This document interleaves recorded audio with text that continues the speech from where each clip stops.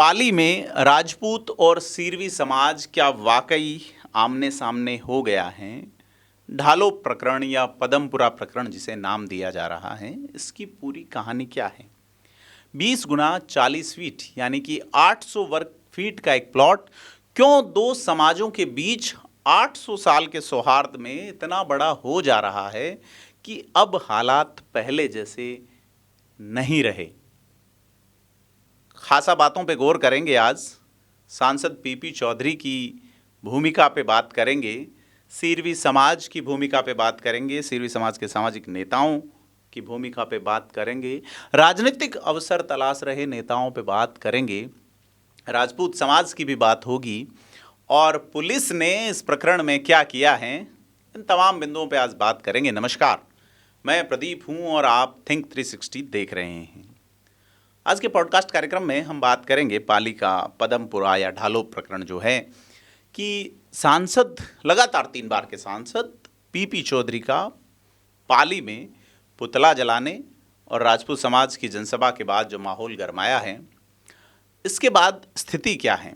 यदि हम यह वेबसाइट का अगर आप ये स्क्रीनशॉट देखें जिसमें सीरवी समाज की वेबसाइट है, जिस पे लिखा हुआ है कि यह सीरवी जाति जो है वो खेतीहर कौम है, लेकिन 800 साल पहले राजपूतों से ही अलग हुई हैं।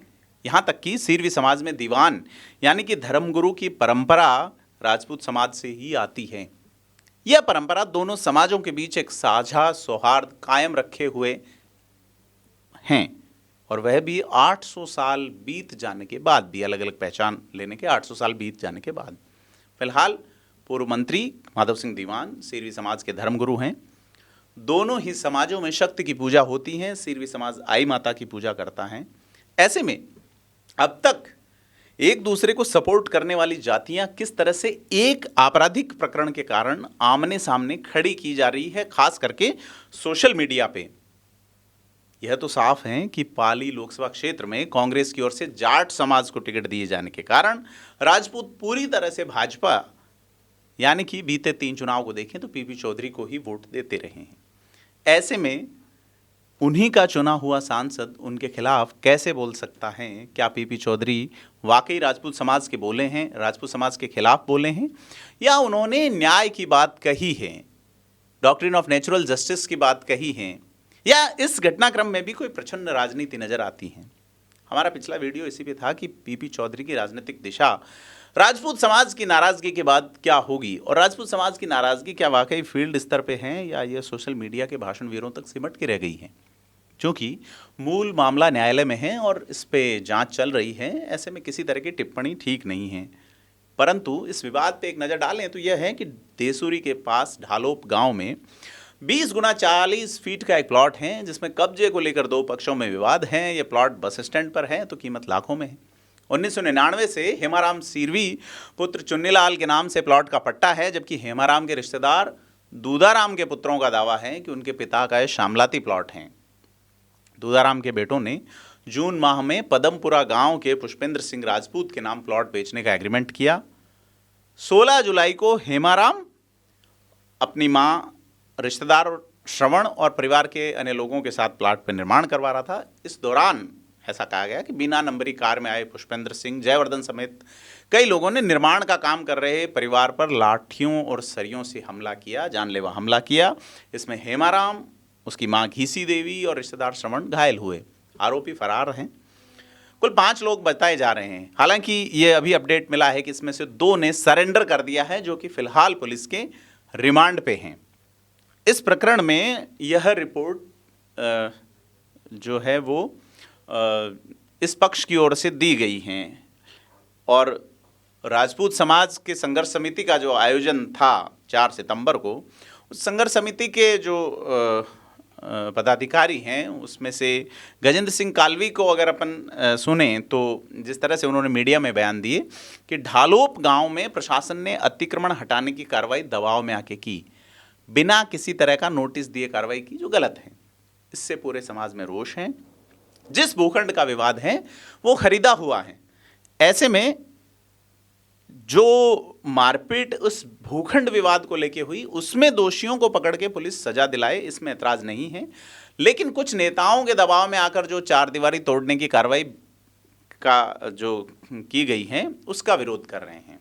तो देखिए, ये जो राजपूत समाज का धरना प्रदर्शन था उसमें जो स्पीच रहा वो ये था कि जो घटनाक्रम जानलेवा हमला हुआ है उसके बाद 29 अगस्त को जिस तरह से सिरवी समाज की मीटिंग हुई और उसमें सिरवी समाज के नेताओं में और पीपी चौधरी का भी स्पीच रहा, जिसमें उन्होंने नियम सम्मत बात कही है। पीपी चौधरी ने निश्चित तौर पे किसी समाज का नाम नहीं लिया, लेकिन उसके बाद जो हटा अतिक्रमण और उसमें नोटिस नहीं दिए जाने और अन्य कार्रवाइयों का उल्लेख करते हुए 4 सितंबर को जो बैठक बुलाई गई, जो पाली में आयोजित हुई, बड़ी संख्या में लोग एकत्र हुए थे, जिनमें पूर्व विधायक जो कि कांग्रेस से हैं खुशवीर सिंह जोजावर, उनके सामने सिरवी समाज के बड़े नेता केसाराम चौधरी चुनाव लड़ते हैं। किसान संघर्ष समिति के अध्यक्ष गिरधारी सिंह मंडली, गजेंद्र सिंह कालवी, मारवाड़ राजपूत सभा के अध्यक्ष हनुमान सिंह खांगटा, भवानी सिंह कालवी समेत कई लोगों ने, और यहाँ पे राजपूत करणी सेना के नेता प्रताप सिंह कालवी, महिपाल सिंह मकराना, शीला शेखावत, गोगामेडी समेत कई लोगों ने संबोधित किया यहाँ पे। फिर ज्ञापन दिया गया, 9 सूत्री मांगों को लेकर ज्ञापन दिया गया। अब ये कहा जा रहा है 4 मांगे मान ली गई हैं, जिसमें यह है कि एक वर्ग विशेष के पुलिसकर्मियों को जिस तरह से लाइन हाजिर किया गया उन्हें बहाल किया जाए, तो कहा जा रहा है उन्हें बहाल कर दिया गया है इस धरना प्रदर्शन के बाद। दूसरे पक्ष पे भी क्रॉस केस की बात कही जा रही है, वो भी दर्ज कर लिया गया है। जब्त व्हीकल और वेपन वापस देने की बात थी, वो भी हो गया है। हिस्ट्री शीट नहीं खोलने, सामना दूसरा पक्ष के भी अतिक्रमण की जांच करवा के हटाने की मांग, हालांकि सहमति बनी और उसके बाद कुछ मांगे मानी गई हैं। यहाँ चेतावनी दी गई थी कि अगर ये मांगे नहीं मानी गई तो 24 सितंबर को एक बार फिर से धरना प्रदर्शन होगा। इससे पहले अगर अपन चले तो 29 अगस्त 2024 को ये घटना जुलाई की है और कहा जा रहा है 45 दिन यानी कि 1.5 महीना बीत गया, उसके बाद आरोपी गिरफ्तार नहीं हुए। ऐसे में सिरवी समाज के लोग रैली में कलेक्ट्रेट पहुंचे और प्रदर्शन किया था। देसुरी थाने के 3 पुलिसकर्मियों को, जिनको वो बहाल करने की मांग कर रहे थे, को लाइन हाजिर करने की मांग की जा रही थी। आरोपी जो कि फरार हैं उनका अतिक्रमण हटाने और गिरफ्तारी के लिए विशेष टीम की मांग की जा रही थी। इसके बाद सिरवी समाज को आश्वासन हुआ, धरना समाप्त हुआ।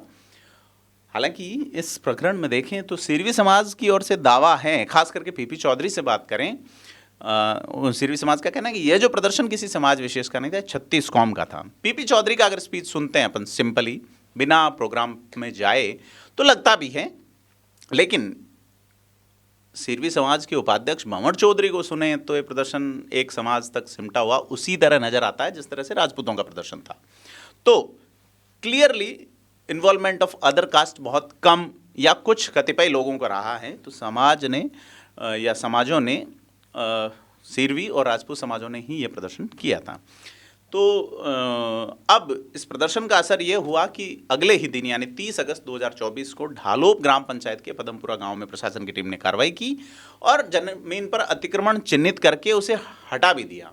अब दूसरा पक्ष भी अपने सामाजिक नेताओं पर दबाव बनाता है। सामाजिक नेता आते हैं, 4 सितंबर 2024 को राजपूत समाज के लोग पाली में एकत्र होते हैं, सांसद का पुतला फूंकते हैं, सिरवी समाज से बैर नहीं, पीपी चौधरी तेरी खैर नहीं जैसे नारे लगते हैं।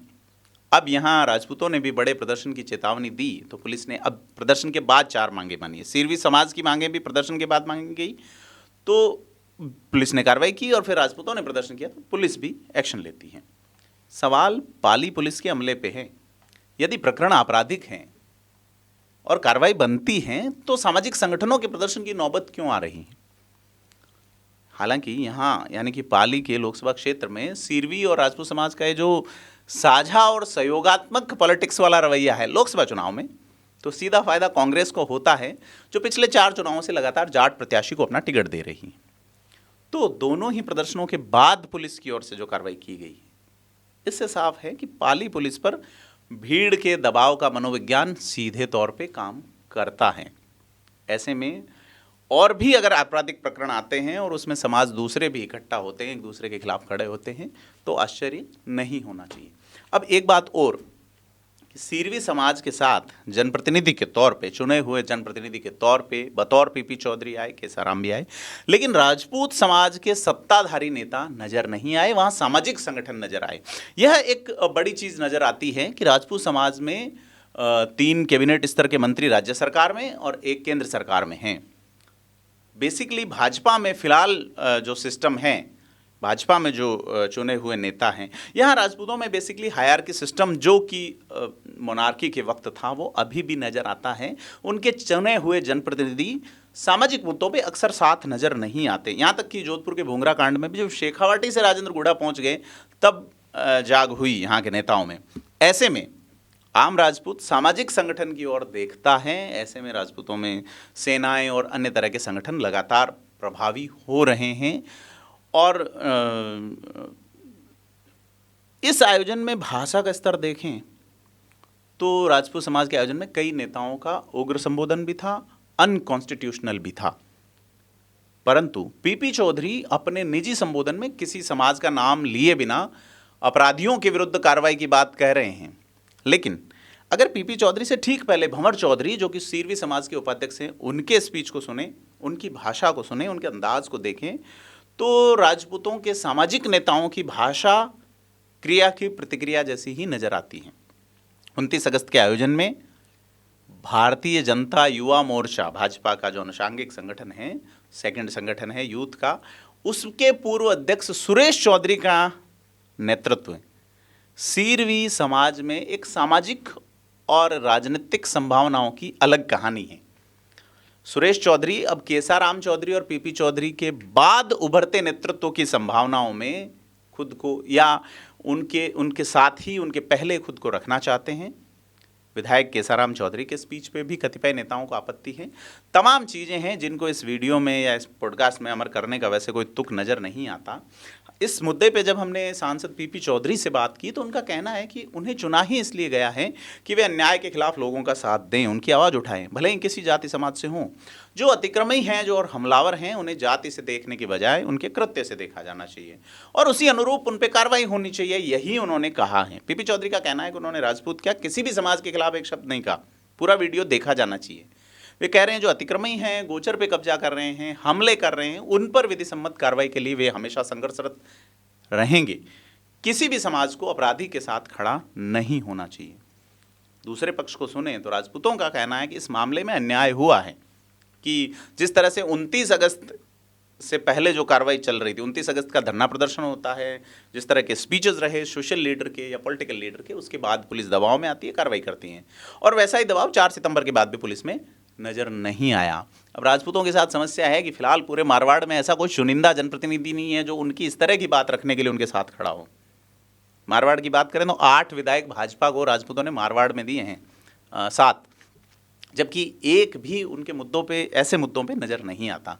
खैर, दूसरे पक्ष का यह कहना है, लेकिन कुल मिलाकर यहाँ जो रायता फैला है इस रायते की सड़ांध से बात सामाजिक सौहार्द के बिगड़ने तक पहुँची है। वैसे राजपूत और सीरवी पाली के मारवाड़ जंक्शन में आमने सामने विधानसभा चुनाव लड़ते हैं, लेकिन लोकसभा चुनाव में 6 महीने बाद ही एक होके वोट करते हैं। तो 2 परिवारों से शुरू हुआ यह संघर्ष 2 समाज के स्तर पर पहुंचने से पहले ही खत्म हो, इसकी कोशिश दोनों ओर से होनी चाहिए। पाली की पंचायती वैसे भी बिना मुद्दे और निष्कर्ष के अलग रंग दिखाती हैं। ऐसे में 800 साल पुरानी साझी विरासत 800 वर्ग फीट के प्लॉट पे खत्म नहीं होनी चाहिए। कैसी लगी आपको जानकारी कमेंट करके बताएं। वीडियो को लाइक शेयर सब्सक्राइब करें। धन्यवाद।